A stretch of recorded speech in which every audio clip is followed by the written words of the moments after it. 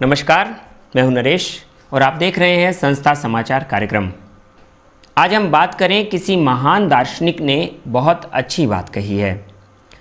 हकीकत छुप नहीं सकती बनावट के उसूलों से, खुशबू आ नहीं सकती कभी कागज़ के फूलों से। ये बात और ये उक्ति अभी सिद्ध होती दिखाई देती है। सांच को आँच नहीं और झूठ को पैर नहीं होते। जी हाँ, आज एक समाज में जो ये दौर सा चल गया है, एक दूसरे पे लांछन लगाने का और एक दूसरे को नीचा दिखाने का। जहाँ भी हम देखें, आज सास बहू के झगड़े, पति पत्नी के झगड़े, चाहे भाई और पिता के झगड़े हों, जायदाद को लेकर हों या पैसों को लेकर हों, आज समाज में आरोप प्रत्यारोप का एक दौर चल रहा है। आप देखेंगे कि इस दौर में कई लोग पैसों के लिए किसी भी हद तक जाने में नहीं चूक रहे हैं।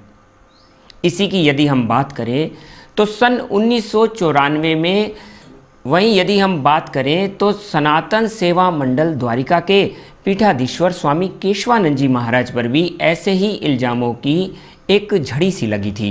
सन 1994 में उनको बदनाम करने का प्रयास किया गया था, जैसा कि आज संत आशाराम जी बापू के ऊपर लगे हैं। उन्हीं के गुरुकुल की एक छात्रा ने उनके ऊपर छेड़ाछाड़ी और बलात्कार का इल्ज़ाम लगाया था। पैसों के लालच में किस हद तक लोग गिर सकते हैं, इस बात के प्रमाण और भी कई सारे लोगों के सामने आते ही रहते हैं, परंतु ये प्रमाण कुछ विलक्षण ही था। स्वामी केशवानंद जी महाराज को 1994 में इस बात के लिए गिरफ्तार भी किया गया। झूठे गवाहों की एक सीरीज सी चली, कानून में आरोप प्रत्यारोपों की झड़ी सी लग गई थी और मीडिया वालों ने भी उनको बदनाम करने में कोई भी कसर नहीं छोड़ी थी। स्वामी केशवानंद जी की सनातन सेवा ट्रस्ट के द्वारा कितनी ही सेवाएं की जाती हैं, जैसे कि अस्पताल चलाए जाते हैं, बच्चों को नई नई शिक्षाएं दी जाती हैं, उनके द्वारा निःशुल्क दवाइयां बांटी जाती हैं, अनाज वितरण किए जाते हैं। उन बातों को तो किसी ने भी दिखाना उचित नहीं समझा। स्वामी जी के द्वारा की जा रही सेवाओं को तो दिखाना किसी ने उचित नहीं समझा, परंतु उनकी इस छोटी सी बात को लेकर बहुत ही बड़ा बवंडर सा बना दिया गया। स्वामी केशवानंद जी महाराज को 1994 से लेकर सन 2001 तक ऐसी ही कानूनी प्रक्रियाओं से गुजरना पड़ा, जिसमें तमाम झूठे गवाह और झूठे सबूत पेश किए गए। परंतु सन 2001 में इसी कानूनी प्रक्रिया के तहत जब वो एकदम निर्दोष पाए गए, तो किसी ने भी उनके बारे में इस निर्दोषता को दिखाना उचित नहीं समझा। आज यदि हम बात करें तो कहीं ऐसे ही संतों को बदनाम करने का ये प्रयास तो नहीं किया जा रहा। यदि बात करें स्वामी नित्यानंद जी महाराज हों या स्वामी कृपालु जी महाराज हों या ये स्वामी केशवानंद जी महाराज, इनके ऊपर जिस प्रकार से ये बलात्कार के और झूठे इल्ज़ाम और केसों की एक झड़ी लगाई जाती है, बाद में ये संत निर्दोष पाए जाते हैं, तो उनके जीवन के जो 7 साल जेल में कटे, उन 7 सालों को कोई लौटा सकता है? उनकी जितनी बदनामी हुई, उस बदनामी को क्या कोई धो सकता है? क्या उन संतों के लिए जो सच्चे सेवा कार्य करने में दृढ़ता से लगे हुए हैं, जो संत समाज को सुदृढ़ कर रहे हैं, जो मजबूत बना रहे हैं, आज जैसे ही आशाराम जी बापू की बात करें, उनके द्वारा कितने ही बाल संस्कार केंद्र चलाए जा रहे हैं, कितने ही युवाओं को एक शक्ति संवर्धन का कार्यक्रम किए जाते हैं, कितने ही सत्संगों के द्वारा व्यसन मुक्ति कार्यक्रम किए जाते हैं, गर्भपात्रों को अभियान किए जाते हैं, दीपावली पर कितने ही गरीब आदिवासी क्षेत्रों में भंडारे किए जाते हैं, कितनी ही महिलाओं को उन्नत किया जाता है, कितने ही पुरुषों को उन्नत किया जाता है। देश को सुदृढ़ और समृद्ध बनाने में संत आशाराम जी बापू जहां एक अहम भूमिका निभा रहे हैं, तो क्यों उनको इतना बदनाम करने का प्रयास किया जा रहा है? यदि बात करें जो शाहजहांपुर का ये केस संत आशाराम जी बापू के ऊपर चल रहा है, इसके अंतर्गत उस लड़की की सहेली द्वारा मीडिया पर आकर ये बयान दिया गया था कि वो लड़की दबाव में आकर ऐसा बोल रही है। ये भी कहा गया था कि वो लड़की ऐसे आरोप नहीं लगाना चाहती, उसके माता पिता जैसा कह रहे हैं वैसा वो कर रही है। तो ये बात जब मीडिया पर आई और उसकी सहेली के द्वारा कही गई, तो इस बात को गंभीरता से क्यों नहीं लिया गया? ऐसे ही सूरत केस की यदि बात करें तो वो लड़की 10-12 साल अपने को आश्रम में रहने वाला बताती है और उसके द्वारा ये भी है कि वो वक्ता रही है और आश्रम में जगह जगह जाकर उसने सत्संग प्रवचन किए हैं। तो उस लड़की के द्वारा आश्रम में या फिर आश्रम की किसी भी जगह पर जाकर इस बात का कहीं कोई उल्लेख नहीं किया गया। दूसरी ओर यदि बात करें तो वो लड़की इतने साल यदि ऐसा होता था तो इतने साल उसका ज़बरदस्ती उससे ऐसा उत्पीड़न किया गया तो वो क्यों आश्रम में रही। इस बात को लेकर सवाल उठाया एडवोकेट BM गुप्ता ने जब कोर्ट में, तो कोर्ट के जज भी हैरान रह गए कि जब ऐसा हुआ तो वो लड़की क्यों आश्रम में रही। कहीं ऐसा तो नहीं कि आशाराम जी बापू को भी किसी षड्यंत्र के तहत फंसाने का प्रयास किया जा रहा हो। जी हाँ, यदि आशाराम जी बापू निर्दोष पाए जाते हैं तो जितनी बदनामी आज मीडिया द्वारा की गई है या जितने लोगों के द्वारा उनके ऊपर ऐसे अनर्गल कार्टून बनाकर कहें या फिर अनर्गल लांछन लगाए जा रहे हैं, तो क्या उनका बिताया हुआ जेल का समय या फिर उनके इन लांछनों की बौछार को क्या कोई वापस ला सकेगा? क्या उनकी खोई हुई उस इज्जत को वापस लौटाने का भी कोई प्रयास करेगा? हाँ, यदि वो संत दोषी पाए जाएं तब तो बात हो, परंतु जब वो दोषी हैं ही नहीं तो क्यों ऐसे संतों को बार बार फंसाने का प्रयास किया जाता है। जैसे कि नित्यानंद जी महाराज सुप्रीम कोर्ट के द्वारा निर्दोष पाए गए, स्वामी केशवानंद जी महाराज हाई कोर्ट के द्वारा निर्दोष पाए गए, और स्वामी कृपालू जी महाराज की बात करें वो भी भारतीय न्याय प्रक्रिया में निर्दोष पाए गए। ऐसे कितने ही संत जो कि ऐसी सजाओं को काट चुके हैं और फिर बाद में निर्दोष पाए जाते हैं, तो क्यों ऐसे संतों को फंसाने का बार बार प्रयास किया जाता है और उन लोगों के द्वारा ऐसे लांछन लगाए जाते हैं। ऐसे संतों को बदनाम करने के लिए उनके पीछे कौन सी ऐसी शक्ति काम कर रही है जो कि भारत के बड़े बड़े संतों को बदनाम करने में नहीं चूक रही।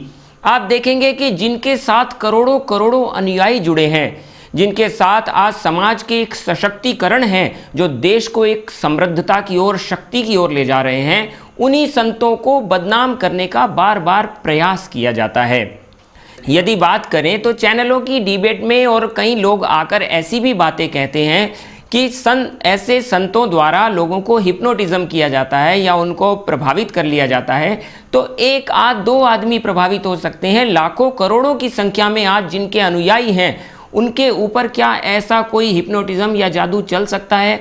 वास्तविकता ऐसी नहीं है। उन संतों के जीवन की सच्चाइयों को देखकर, उनके द्वारा किए जा रहे सेवा कार्यों को देखकर, देश की समृद्धता और देश की ऊंचाइयों को देखकर आज पब्लिक उनसे जुड़ रही है। तो जहां वो देश को समृद्ध और सशक्त बनाना चाहते हैं, तो कहीं ना कहीं ऐसी बड़ी ताकतें हैं विदेशों की जो कि ऐसे संतों को बदनाम करने का भरसक प्रयास करती है। ऐसे में ही स्वामी रामतीर्थ कहें या स्वामी विवेकानंद, जो कि देश के महान संतों में गिने जाते हैं, उनके ऊपर भी ऐसे ही लांछन कई बार पहले भी लगे थे। उसी श्रृंखला में आज भी संतों पर ऐसे लांछन लगना कोई बड़ी बात नहीं है। यदि हम बात करें कि ये आरोप प्रत्यारोप जो चल रहे हैं, इस विषय में वो संत निर्दोष कैसे पाए जा सकते हैं, तो उसी श्रृंखला में एक भोलानंद नाम का जो शख्स चैनलों पर आकर काफ़ी समय से बोल रहा था, वो पुलिस की गिरफ्त में रोज नए नए राजों को उगल रहा है। उस शख्स ने अभी ये भी स्वीकारा, यदि पुलिस सूत्रों की बात करें तो मंगलवार को अमर उजाला में ये बात छपी है। उन पुलिस सूत्रों में उसने ये स्वीकारा कि वो ड्रग्स आदि के धंधे में भी वो पाया गया है और उसके द्वारा हथियारों की तस्करी भी की जाती थी और कई लोगों के सीरियल मर्डर भी कर चुका है।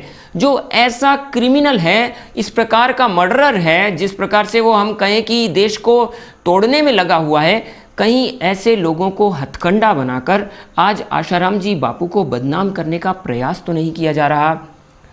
लाखों करोड़ों भक्त आज आशाराम जी बापू से जुड़े हैं, उनकी भावनाएं आज आशाराम जी बापू से जुड़ी हैं। देश की कई समृद्धता आज आशाराम जी बापू से जुड़ी है।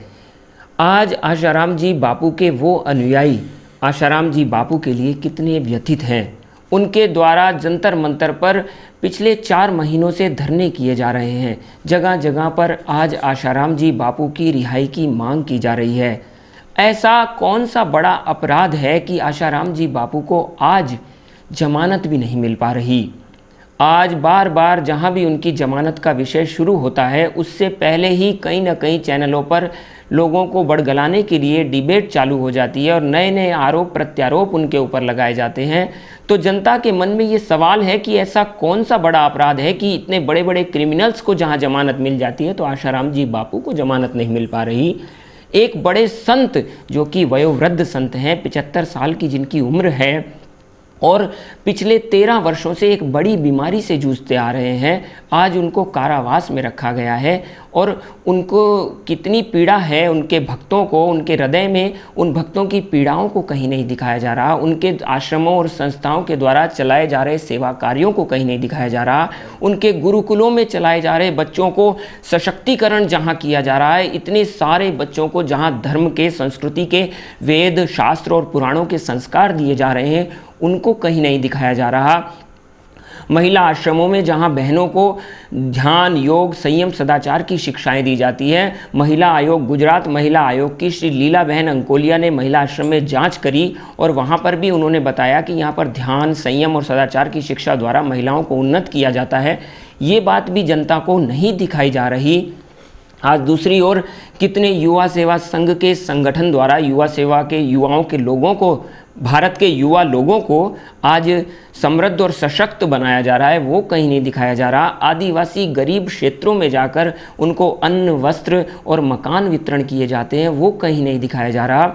जहां आशाराम जी बापू के आश्रम द्वारा एक सबसे बड़ी सेवा जो हम बात करें कि भजन करो, भोजन करो, रोजी पाओ चलाई जाती है, जिसके अंतर्गत गरीब असहाय लोग जो कि मजदूरी नहीं कर सकते, जिनका कोई परिवारों में नहीं है और कितने ही जो बेरोज़गार लोग हैं जो कि बेचारे अशक्त हैं, उनके लिए चलाई जाती हैं, जिसके अंतर्गत वो आश्रम में आते हैं, सारा दिन भगवान नाम सुमिरन करते हैं, कीर्तन करते हैं।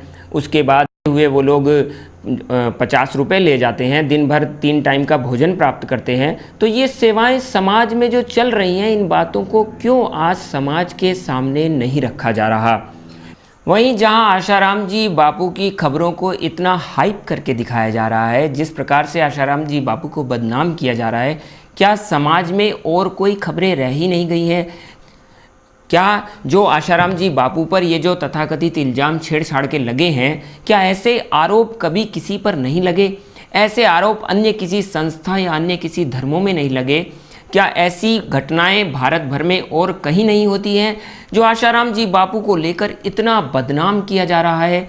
वास्तविकता इन चीज़ों से हमेशा अलग ही रही है। आशाराम जी बापू के यदि आश्रमों में भी जाकर देखा जाए तो कितनी सात्विकता और कितना ही संयम और सदाचार का जीवन वहाँ बिताया जाता है।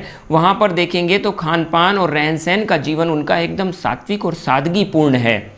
तो क्यों आज इतने जहाँ भारत के बड़े संख्या में युवा, बड़े लेवल के लोग आज संतों से जुड़ रहे हैं, ऐसा सशक्तिकरण एक भारत का बन रहा है, मजबूतीकरण जहां भारत आज पूरे विश्व में एक उच्चतम स्थान रख रहा है, तो वहां आज संतों को ही बदनाम करके कहीं भारत को ही तोड़ने का प्रयास तो नहीं किया जा रहा, कहीं संस्कृति को तोड़ने का प्रयास नहीं किया जा रहा, कहीं ऐसा तो नहीं कि आशाराम जी बापू को भी जैसे स्वामी केशवानंद जी की हमने बात करी उसी तरीके से फंसाने का प्रयास तो नहीं किया जा रहा। तो दूसरे तथ्यों को भी आज मीडिया को सामने लाना चाहिए। पत्रकार और मीडिया को इस बात में ध्यान रखना चाहिए कि संतों की सच्चाई को भी समाज के सामने रखें। एक ही पक्ष को ना दिखाकर दूसरे पक्ष के विषय में भी समाज निर्णय करे। यदि आप देखेंगे तो आज आपको सच्चाई सामने दिखाई देगी। जी हाँ, हकीकत छुप नहीं सकती बनावट के उसूलों से, खुशबू आ नहीं सकती कभी कागज़ के फूलों से। जब सच्चाई सामने आएगी तो आप स्वयं ही जान जाएंगे कि सांच को आँच नहीं और झूठ को पैर नहीं होते। ऐसी खबरें लगातार हम आपको देते रहेंगे और ऐसे समाचारों के साथ, अपनी उन्हीं सच्चाइयों के साथ हम आपसे मिलते रहेंगे इसी कार्यक्रम संस्था समाचार में। तब तक के लिए इजाज़त दीजिए। नमस्कार।